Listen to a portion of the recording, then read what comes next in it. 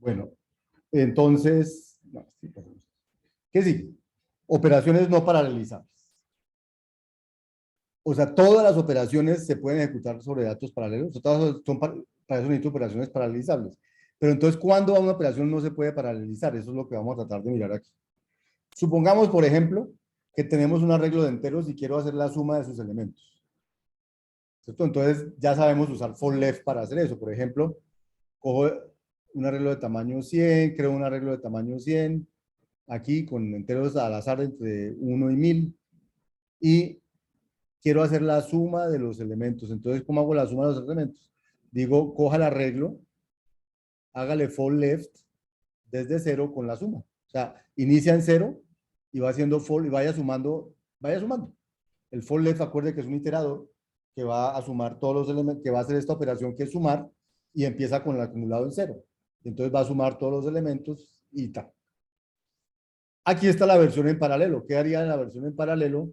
La única diferencia es que cojo el arreglo y lo paralelizo. XS.par. Y luego le hago lo mismo. Las dos van a ser for left. ¿Cierto? Entonces, pero la una va a ser con datos en paralelo y la otra no. Miremos qué ganamos. Entonces, sumas. Entonces, listo. Este es el programita que había allí. Solo que este tamaño ya es como 10 millones. Vamos a hacerlo chiquito primero. 100. Crea un arreglo con números entre 1 y 1000. Suma secuencial, suma paralelo. E imprime cuánto se demora sumando secuencial y cuánto se demora sumando paralelo. Voy a copiar todo esto de una vez para no copiar uno por uno. Un arreglo de tamaño 100.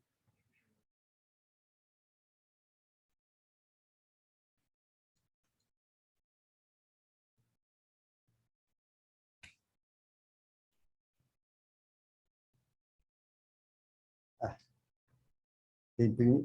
Y ahora ya no sé qué imprimió cuando imprimió. ¿Sí? Todo por hacerlo así de afán.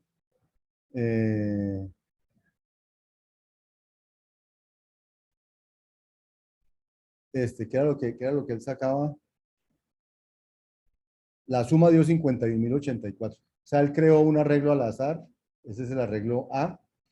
Y luego hizo la suma secuencial y la suma paralelo, dio 51.084 las dos, luego ahí está bien, pero luego imprimió los tiempos de hacerlo secuencial y hacerlo paralelo. El tiempo de hacerlo secuencial dio 0019 y el tiempo de hacerlo paralelo 0011. ¿Listo? ¿Qué pasa si lo repetimos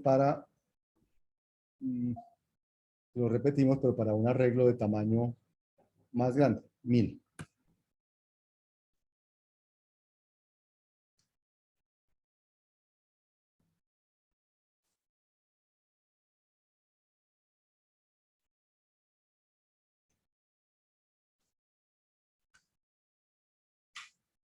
Dio 0072 y 0083. Ya dio más aquí en paralelo. ¿Qué pasa si lo hacemos para uno más grandecito? Digamos de tamaño 10.000.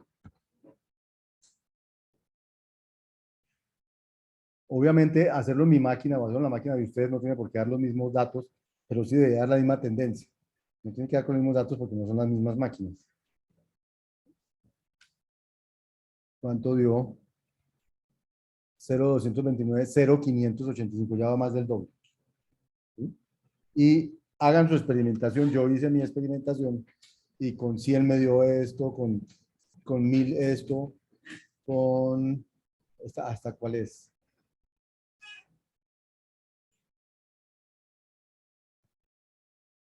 Eso.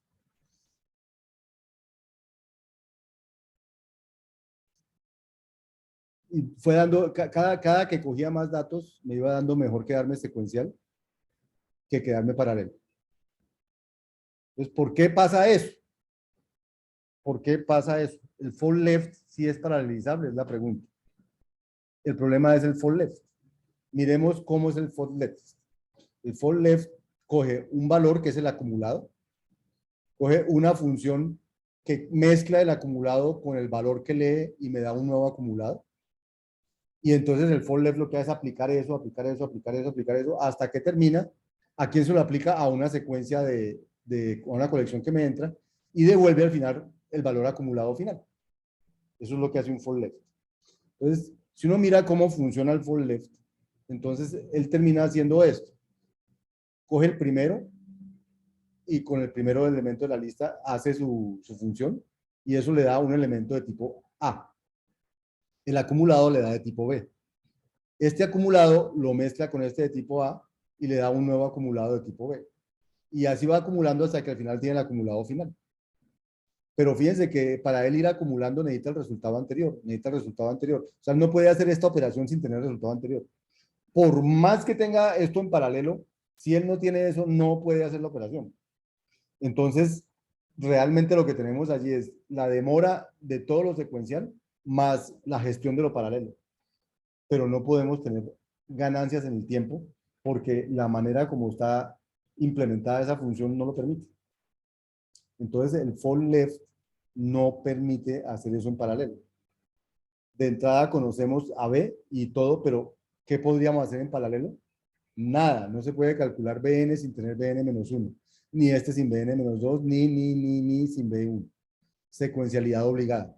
Entonces, si usted tiene una función cuya secuencialidad es obligada, por más que la paralelice o que use datos en paralelo y que él trate de hacer esas operaciones en paralelo, pues no va a ganar tiempo, porque necesita que esté un dato antes de hacer la otra operación.